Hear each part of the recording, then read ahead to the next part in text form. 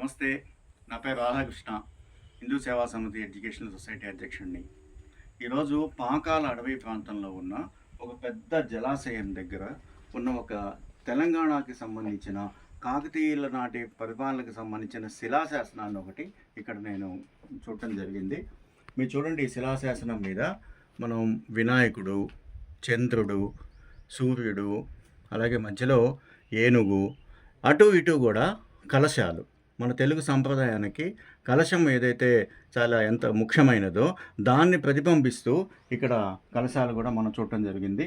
అలాగే తెలుగులో కాకతీయుల కాలం నాటి పరిపాలన ఎలా ఉండేది, మధ్య మధ్యలో తీక్షణంగా చూసినప్పుడు ఈ చుట్టుపక్కల ఉన్న దేవాలయాల యొక్క పేర్లు కూడా ఇక్కడ చూడండి. దేవాలయాల శ్రీశైలము అని పేరు చూపించడము, ఇలాగే వాటి యొక్క ప్రాముఖ్యతను కూడా తెలియజేస్తూ శిలాశాసనం ఉండి, అంటే ఈ తెలుగుకి ఇప్పుడు మనం వాడుకలో ఉన్న తెలుగుకి కూడా కొంత వ్యత్యాసం ఉన్నది.